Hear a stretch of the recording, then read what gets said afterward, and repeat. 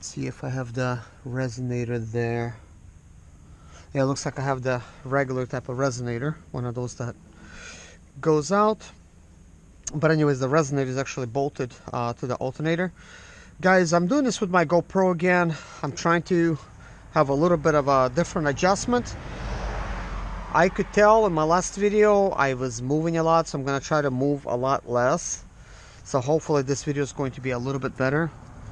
Because supposedly there is a stabilizer on this GoPro, but according to the video that I did for you guys yesterday, it just seemed like it was a little bit shaky. A little bit less of a quality than normal that I expect for myself. So what I'm going to try to do is I'm going to replace this hose right now with one that's out of my other van. And as you can see, it's as simple as undoing a bolt right there. Let's see, I'll have to prop it out of there.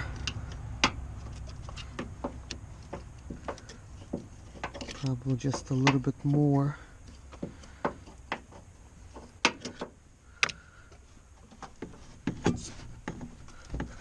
I'm out of gloves, so I'm gonna be getting my hands dirty, obviously. So this is out. I'm gonna put this out on the side.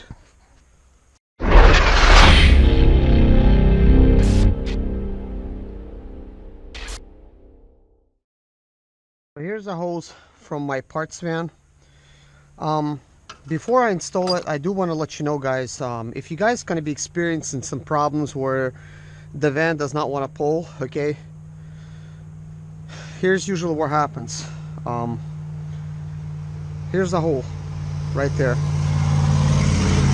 I actually did not even know that this pipe had a hole. This is why I actually brought it up here.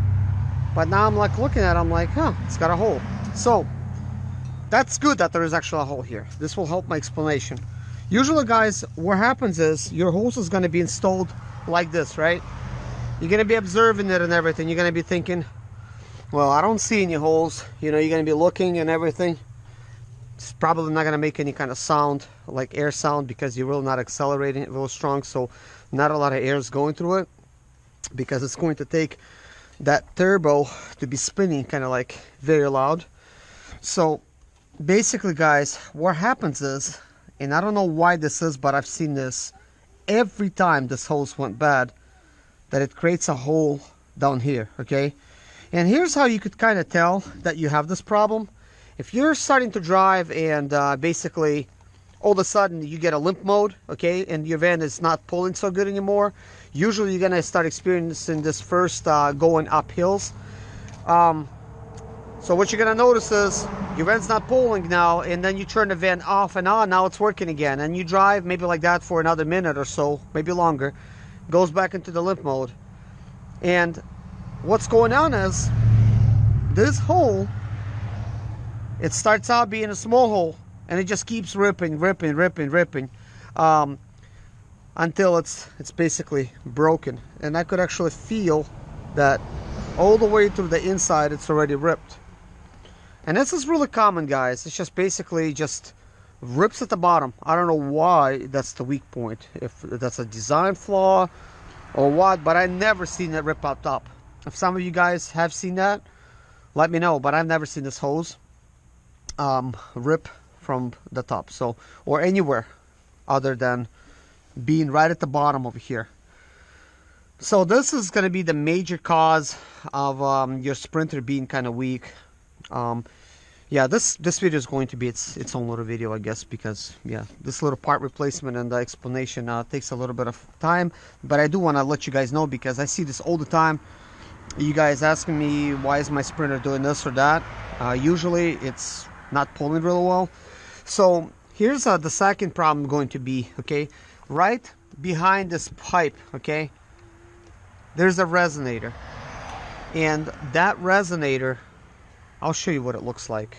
That resonator, it breaks along the seam and basically does not want to pull. So I'll show it to you guys. I'm trying to kind of multitask. I'll be showing you a resonator in a second, but before I do, I want to go ahead and remove this little little pipe here. So you'll just need to, usually sometimes this thing props up easily. In this case it's kind of slipping down. But basically this is my other van. This van does run, but it's got a head gasket leak.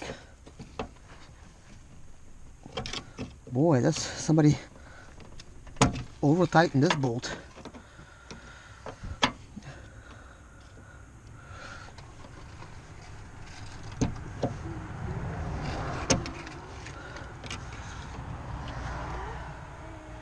Okay, I may have to use a 10mm here.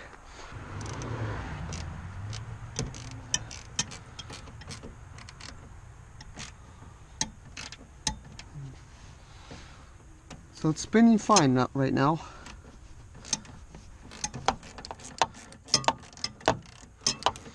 Sometimes if it doesn't spin, you might want to try to go the other way to get things a little loose.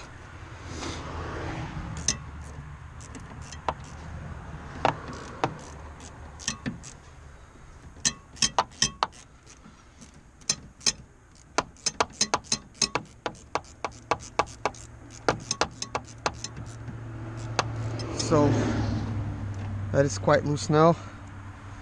I'm gonna put in a tightening mode.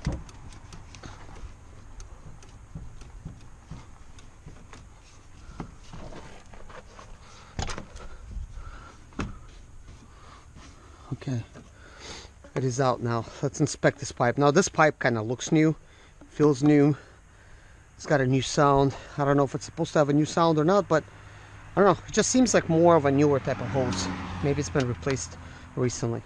So let's go install it on the other van.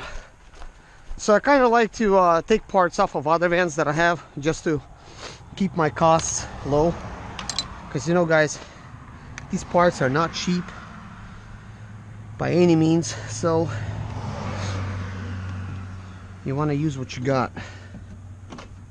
Especially if it's for local type of deliveries. So that is in. Now let's tighten this up. And guys, the alternator video, it's going to be right after this video. I'll basically have to remove the alternator from this van, then from another van. Then I'll be switching out the alternators. Then we're going to take a look at the alternator, what's wrong with it, because right now it's stuck, so it's probably seized up all on the inside of it. I may have to take it apart. I do have about, I think like 3 alternators lying around, so I'll be able to you know, take parts off of it if I need to. So guys, as promised, here's another boost leak type of problem. Now this one looks kind of new, okay, but what happens is they start leaking along the seam over here, okay. As you could tell from the inside, it kind of looks like a muffler, and this goes right into the turbo, you know, like basically like this. And it mounts to your, like, there's this piece next to the alternator. It's like this metal piece that it mounts to. Not really sure what it's called, but like a mounting bracket. And this kind of keeps everything in place. If you don't actually put the bolts in here, this piece might actually slip out. But I believe, guys, there is a way to fix it, because here's where it fails. Along the seam right here. If you want, you know, if you don't want to spend any money, you know, just buy yourself some JB weld, clean this thing up really good with some brake cleaner, just scrub it all out and stuff, and these crevices in here as well, and then maybe take like a screwdriver and maybe something thinner than this, and try to really scrape it in there really good, make it kind of deep, okay. And then what you could do is you could just take that JB weld, mix it up together, and just put it in a little crease there, just put as much as you can, just kind of go around, and kind of seal it up. You know, maybe don't use your fingers, maybe like gloves or something, just seal it all in there. And I believe that's actually going to help things, you know, keep it from leaking on you. But I do have on my other van, I have a metal piece installed. It's basically like a pipe, okay, and it has its own little attachment here, and that pipe is made out of some kind of either aluminum or stainless steel, and it's basically bulletproof. You know, it's not gonna ever leak again. You might be wondering, well, what is this resonator thing? What is this job? You know, I know it looks kind of like a muffler. Really, this is a silencer for a turbo. It basically, those winding sounds, it makes them less noticeable, I guess. You know, it just really muffles it, and that's why it kind of looks like a muffler.